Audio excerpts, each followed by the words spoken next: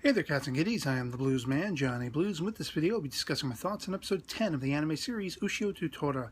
And I really enjoyed the hell out of this episode, much like the episode previous, and some of the standout episodes in this series thus far have very much skirted the line of one of my own apprehensions, the freak of the week sort of element. I've been basically talking about how I hoped this series wouldn't fall into that pitfall of just every episode being very episodic and not really getting much flavor for the overall story arc and all that kind of stuff. And in spite of that, this show has been masterful in pulling me into whatever the episodic story is, garnishing the episodic story with sort of overarching elements to the story arc, the season-length story arc as well.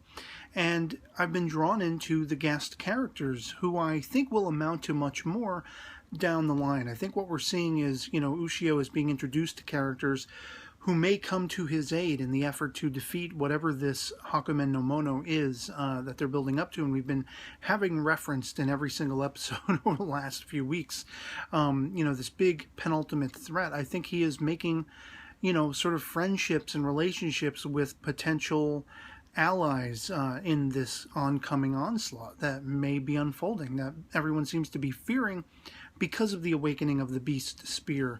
And we're seeing, much as the garnish to the episodic plotline of this episode, you basically have the Oyakume, the leader, this old lady of the Kohame sect. This is the sect that Ushio's father was reporting back to and had to basically let the bomb drop that the beast spear had been freed, Tora had been freed, and so they sent some guys, or at least some guys took it upon themselves to go after Ushio and try to reclaim the spear, because they had basically been training 4 other people to potentially possess and utilize this spear.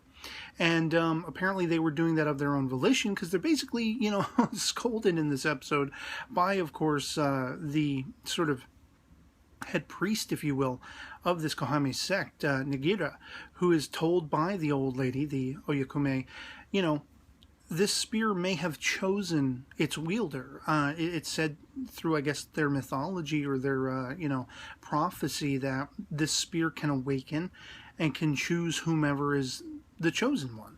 In this case, potentially Ushio. So that's interesting that we have effectively, these guys who went on the attack, they're now brought back in line. Let's be more protecting and watchful over Ushio rather than trying to steal it back from him. Will the 4 trainees play along with that? Maybe these will be characters that he'll encounter over the next stretch of episodes who want to sort of, prove their own prowess, and maybe they don't agree that he should be the one wielding it. There could be jealousy. These could be antagonistic characters that crop up. Just my speculation. Maybe they will just be more fodder for the cause to go against Hakumen no Mono, whoever that is, But I really loved the characters on display in this episode, Saya and Omamori, respectively. This little yokai who was just adorable and very much stood out to me. If you've ever seen the anime series Shangri-La, which I did a full series review on, there's a little character called Mikuni in that series who is very similar in look, only her hair is white, but she has 2 different colored eyes, and she's very, diminutive in stature, very small, a small child, very much like this yokai goddess, if you will, in this episode, Omamori, and whereas this character has black hair. And just both of these characters stand out to me as just being absolutely adorable, but also the power they wield is tremendous.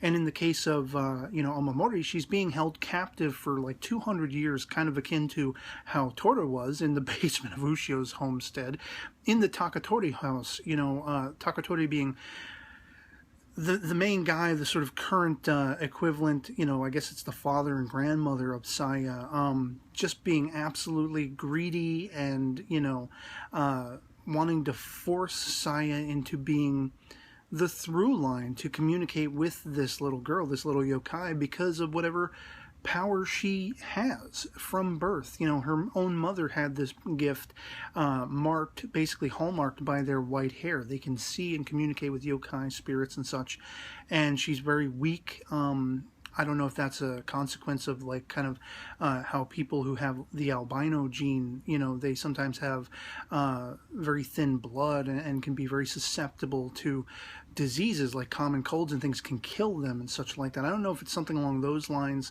or what, but she's very timid and she's very apologetic. She's been living a life of just being almost enslaved by this Takatori guy, the entire household, you know, for the purposes of that greed, that, you know, just living the wellness with which they live and they take for granted. You know, they are, I guess, because he is the biggest chief landowner in this area, people sort of bow to this guy, and it's all because of this trapped yokai Omamori. So, of course, there is this really emotional, at least it was for me, tie of, you know, Omamori sensing that the beast spear was present, and years back when this Takatori guy was just a young man, she prophesied, one day someone will come wielding a spear, and that will be the day my wrath is unleashed, and you better watch your ass. You know, and so of course Ushio shows up, and Saya wants to talk to him because Omamori has, you know,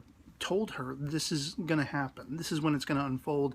She has kept secret that she will probably be killed in the process of the freeing of her.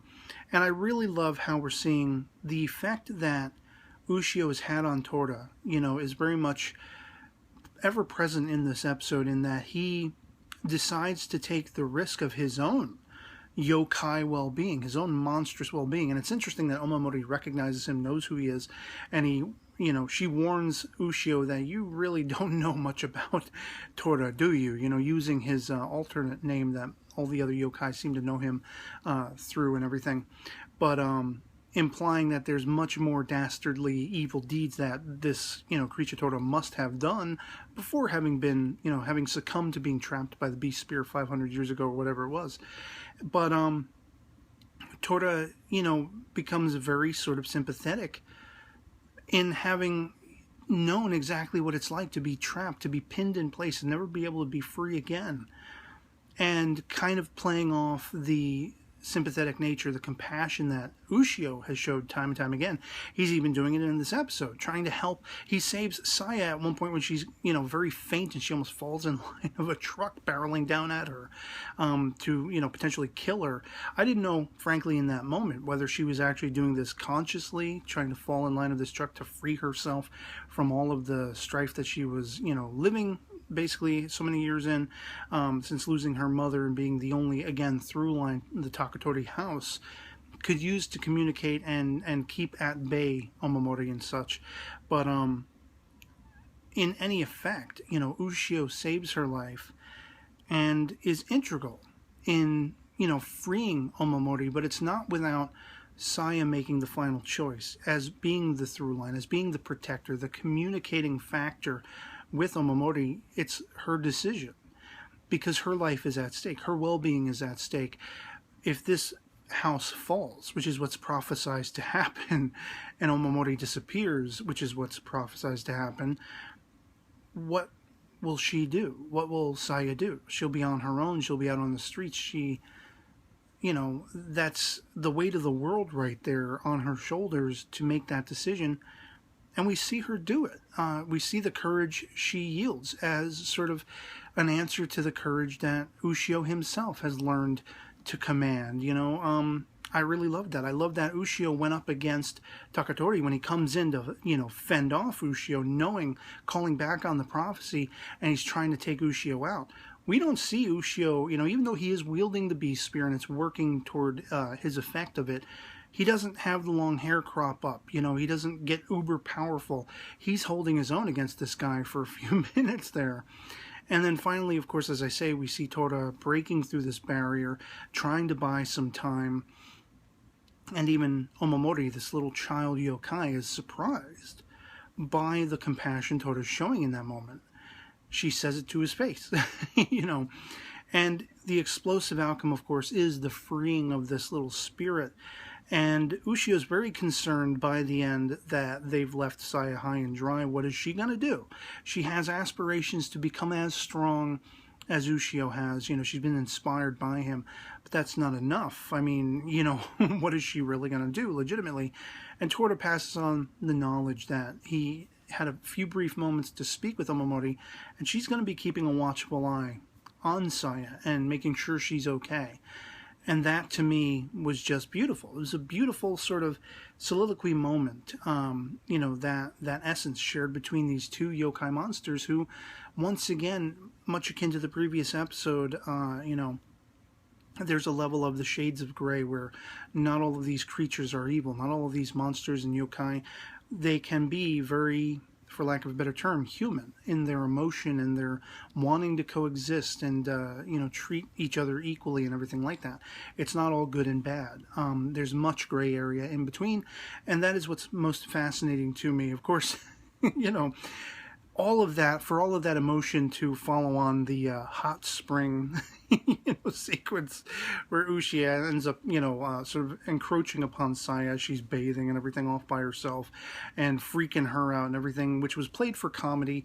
I just thought it was great to open us up to the introductions with a sort of comedic slant and then get very emotional at the core as we, you know, sort of delve into the lives of these characters and what is going on with them. And they were just very much endeared to me from the outset. So by the end of the episode, it's like, hell yes. If, you know, my speculation is correct that these are characters who are ultimately lining up to become allies to Ushio and Tora in whatever, you know, effect it's going to be against this Hakama no Mono or whatever, you know, they are good allies. They are the best of allies to be brought into that scenario. Maybe that'll be the case, maybe it won't be, but I have to believe at this juncture, with all the characters we've sort of met, that Ushio and Tora have helped, especially those with powers and abilities of their own. I have to assume that it's for a greater purpose, rather than just being a freak of the week scenario, which again was one of my very sort of apprehensive, you know, calls to this series. I hoped it wasn't going to fall into that rut, and it's arguable whether it has, for better or worse. At least for me, I have found that these episodic tales, I believe they are painting a portrait that falls in line with the greater picture, the greater story arc, and it's going to be all worth it in the end. But even if not, I've been very pleased with getting to know these surrounding characters and exploring the dimensions of this world in the, you know, yokai versus humankind sort of story, sort of element, you know, seeing that there is much more going on, much more involved than just cutthroat, black and white, good versus evil, and such like that. So, highly enjoyable episode for me. I'd love to hear from you guys in the comments below what you thought of episode 10 of Ushio to Tora, if you've seen it, if you enjoyed it as much as I did, if you found as much depth and quality of story in the characterizations and dynamics that were debuted in it as I did. If not, why not? Let me know in the comments below. I love having the conversation with you guys, and we can agree to disagree. I love having the conversation, even if it's from a, you know, different sort of point of view. So yeah, otherwise that'll be pretty much it for me on this. I hope this video finds you well, and I'll catch you all later. Peace.